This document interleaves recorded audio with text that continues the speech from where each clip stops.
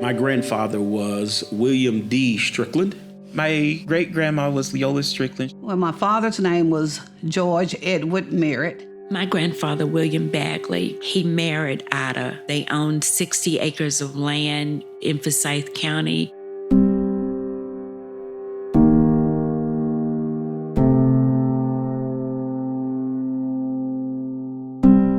Hey listeners, it's Sophia Dodd, co-host of 1912.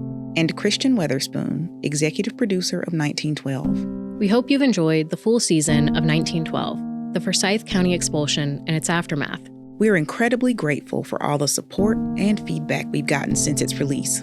In this bonus episode, we're going to share audio from the panel discussion at the premiere event for the podcast, which was held in Atlanta History Center's Kennedy Theater. You'll hear some familiar voices on the panel, including Rose Scott, who moderated the panel, and myself.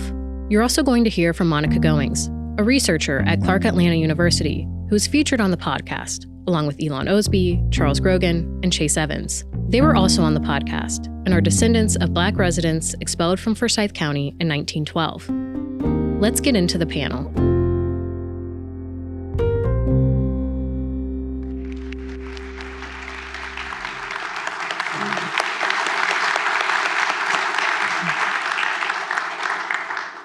Well, thank you all for being here. I'm gonna let everyone introduce themselves, and then we'll listen to a little bit of the podcast and we'll get started.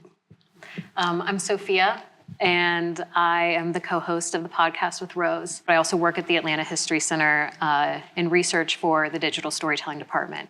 My name is Charles Leroy Grogan. My ancestors were Russell Strickland, who married Rosalie Brown Strickland.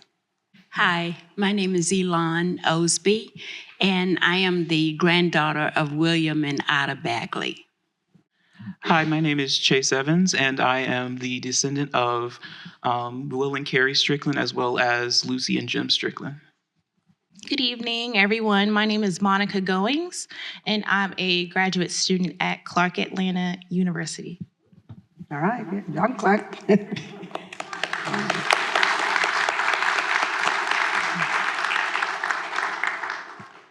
Before you all came in, my dear Elon said something that just kind of hit me, and I wrote it down. She said, "The learning still continues."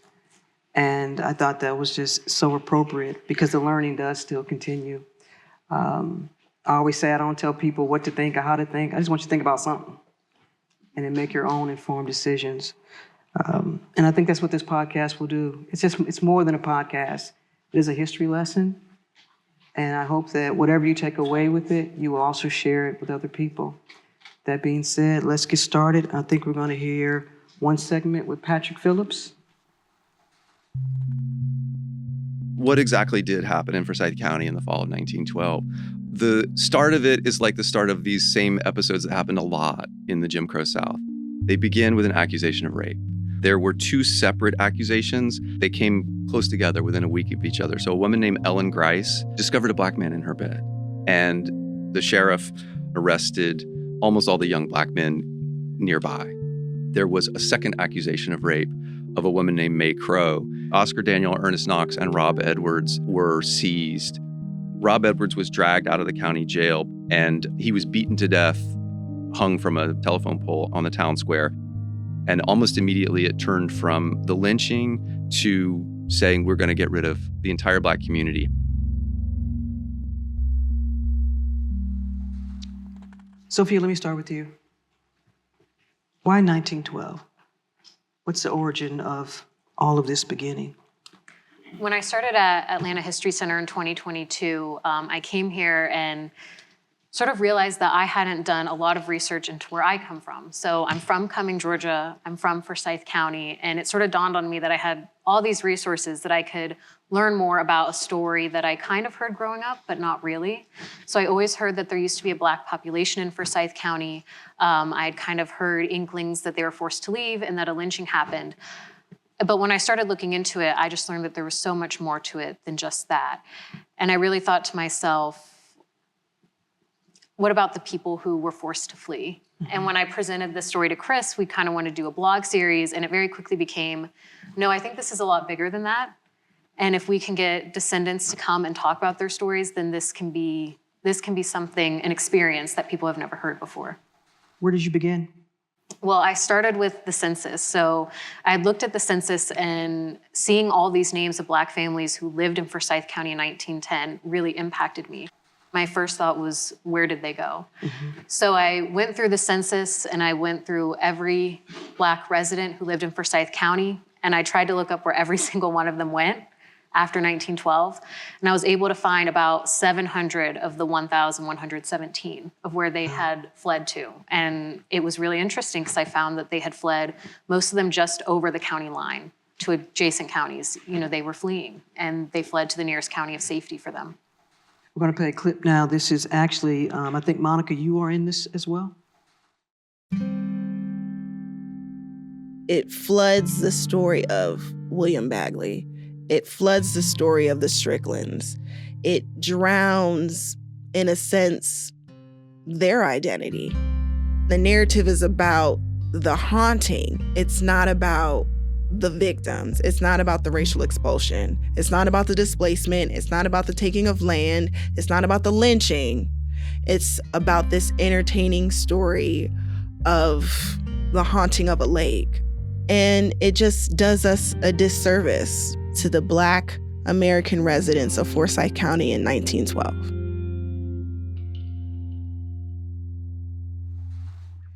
So let's talk about this.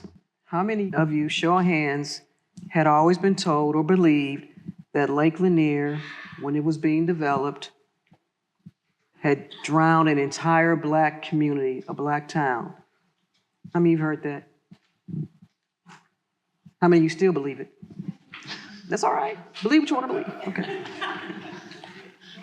How do we know how, and Sophia, you can also chime in on this as well. Do we know how or when this began, this Lake Lanier's curse? Now, Lake Lanier might be cursed. I don't know. But it's not cursed because of this town that is beneath it. How does it begin? I'm not sure where the myth first started, but I think the story first just is a complication with May Crow being from Oscarville, or was found near Oscarville. And then fast forward to a few decades later, the lake is created in the 1950s. It makes Forsyth a lot of money, and now Forsyth County is one of the richest counties in the country. And then through social media, there were just a lot of posts and videos being shared about the story of Oscarville.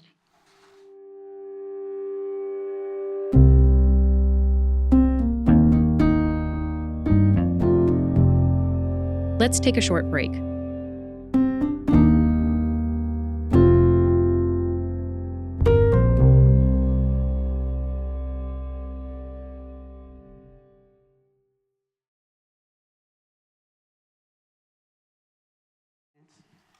Hey, this is Sophia jumping in for a moment.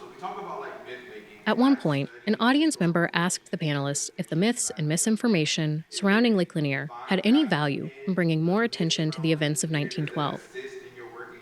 Both Monica and Chase had some thoughts on this question.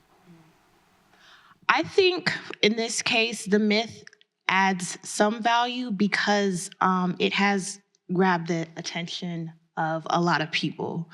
I feel like this story would otherwise have been overlooked, as there have been countless amount of Black towns that have existed in this country. And there have been other cases in which these towns were either flooded or Black people were expelled from their own land. But this particular myth is, I guess, entertaining in some ways. And so that grabs the attention to a lot of people. It spread like wildfire over social media in 2021. So in my research, it has assisted somewhat. And I think with my scholarship and being able to dispel these myths and tell the full truth of Forsyth County, I think that would aid in the correction of these stories. Part of it is raising awareness. Part of it is, in fact, having an idea or a way to spread that news to other places and other regions, even if part of that is untrue, the root of it, the core, the quintessential part of it, that part stays. And I guess the only part of it that sort of inhibits more, support from the descendants is vengeful spirits. And it adds sort of a layer of these people are wanting to do this, are wanting to enable this sorts of violence. Our families and everyone who came before us, we were practicing that sort of love where we were not necessarily avoiding conflict, but we didn't want to incite further violence. And that's why we weren't fighting to the very bitter end. We picked our stuff up and we tried to escape because we knew that there was more important things than trying to just burn down as much as we could as on the way out. Mm-hmm. And I guess part of that is the spiritual side of things does sort of draw a lot of people because Americans love a good ghost story. But I'd say in terms of the morality behind it, we have to make sure that even if those stories are fiction, that they're paying respect to our ancestors, paying respect to who they were as people. And those sorts of distinctions would make that story even more, I feel, effective. I want to get into our next audio segment because I believe it features you, Elon.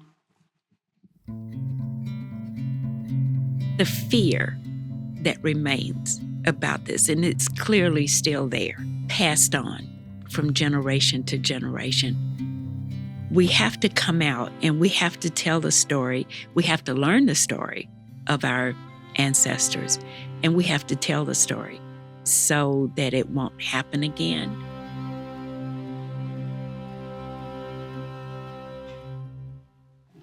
Is it fair to say that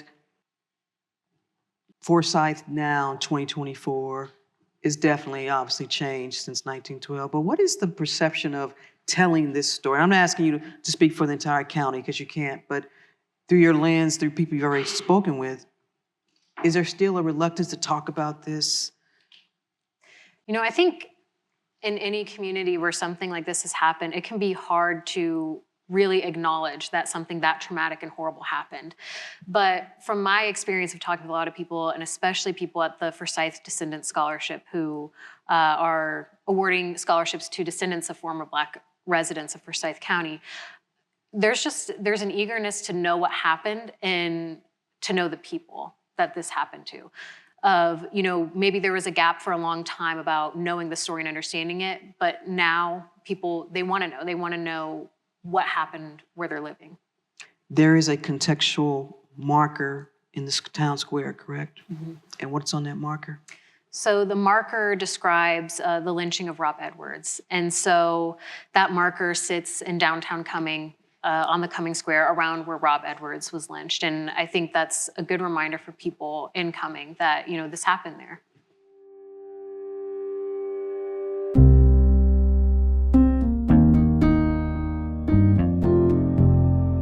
Let's take a short break.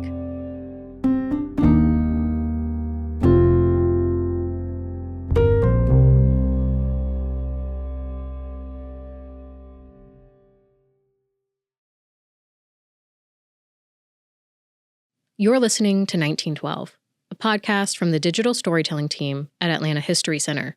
And this bonus episode features audio from the panel discussion that took place at our premiere event. I do want to ask the descendants, is there any type of healing or closure for you personally or for your family members, Chase? I think, I think back to my grandma's life, my great-grandma's life. And I think the healing and closure sort of came from the fact that, her life was an inspiration to, the future generations that things can change. Mm-hmm. One of the things she used to tell us a lot was, if you sit down on life, life is going to sit down there with you. Mm-hmm. But she really lived by those words, because I think a lot about how it's almost instinctual when people feel pain. The instant reaction is to recoil. A kid touches a hot stove, they recoil and say, I'm not going to do that again.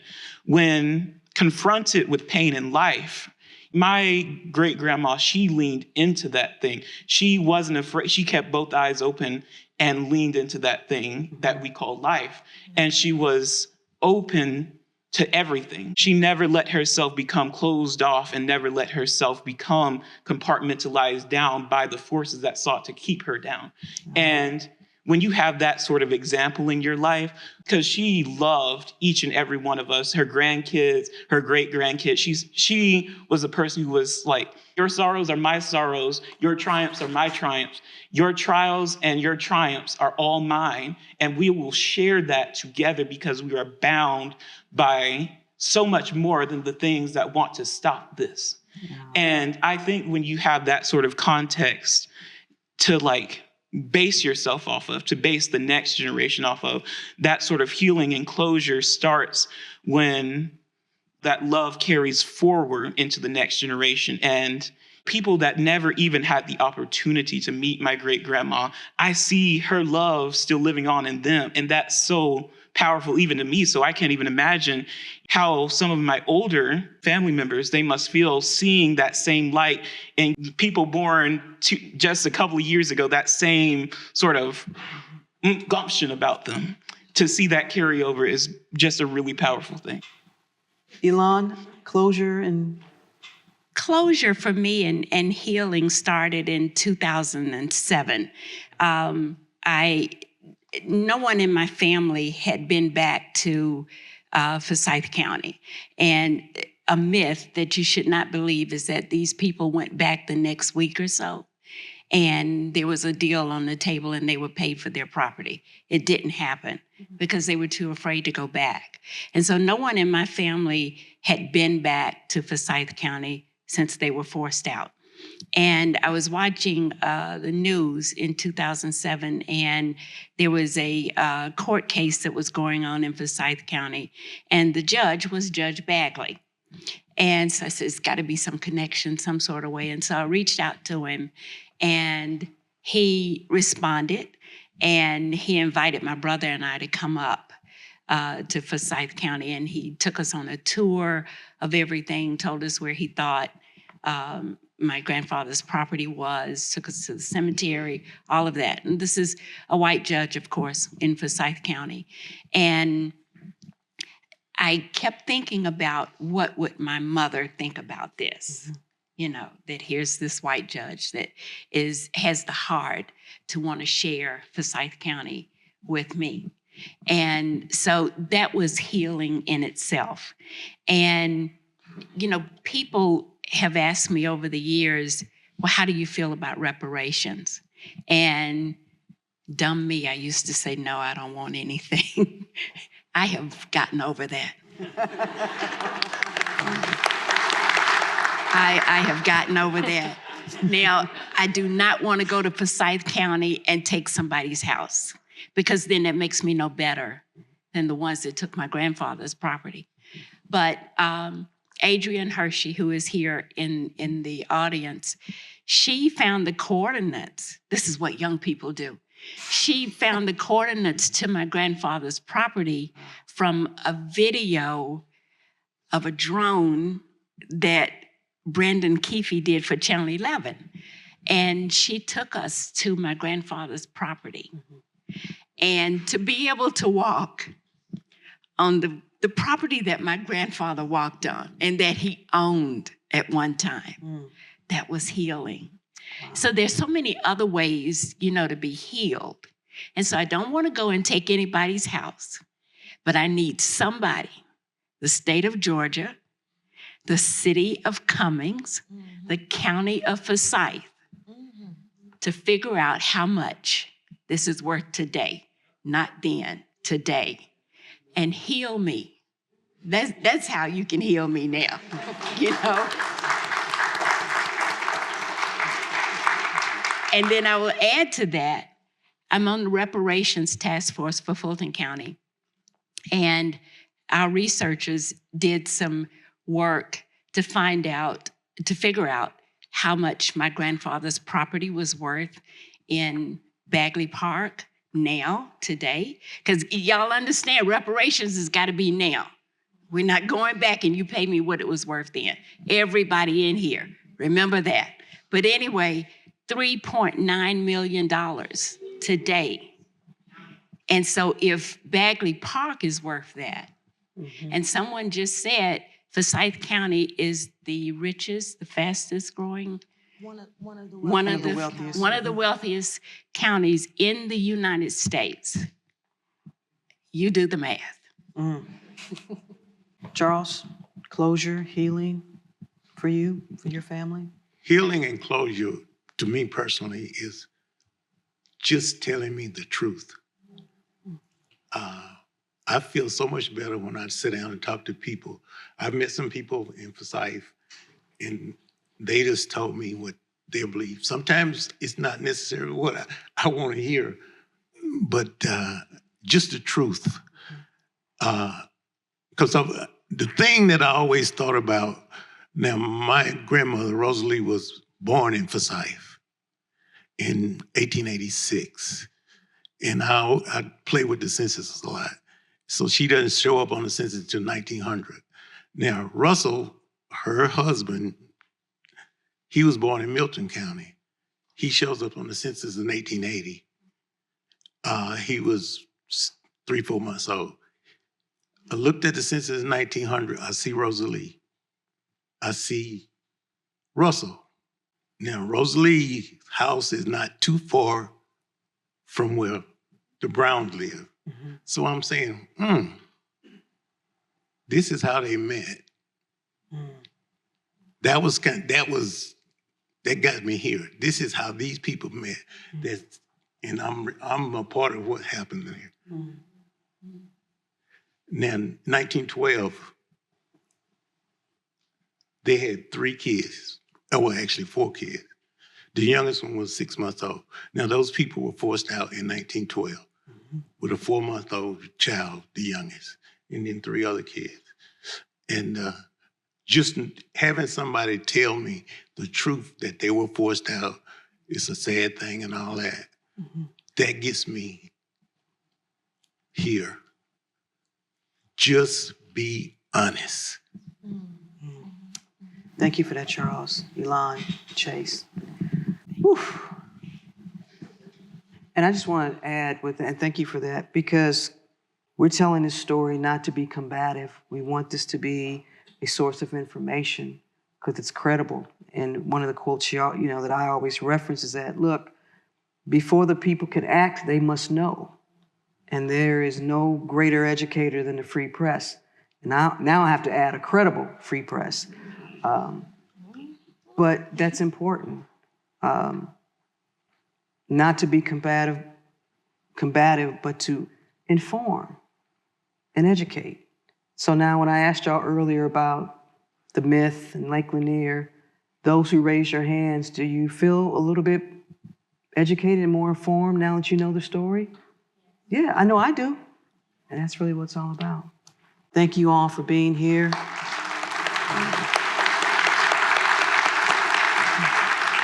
you all.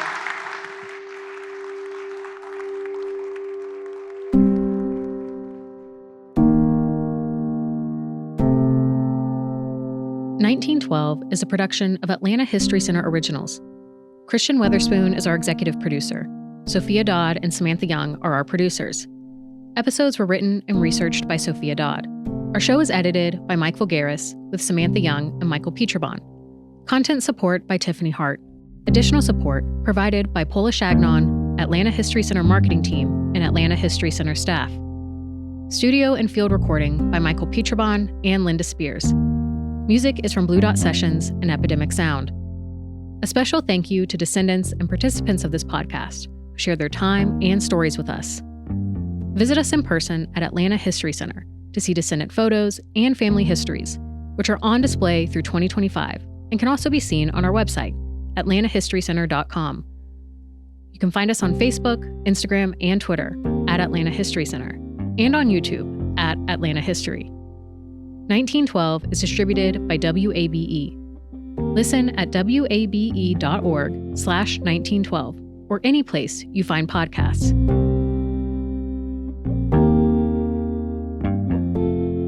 You've been listening to our bonus episode featuring audio from the panel discussion that took place November 18th, 2024 at the Atlanta History Center's Kennedy Theater, hosted by Rose Scott with Sophia Dodd, Monica Goings, and descendants Elon Osby, Charles Grogan, and Chase Evans.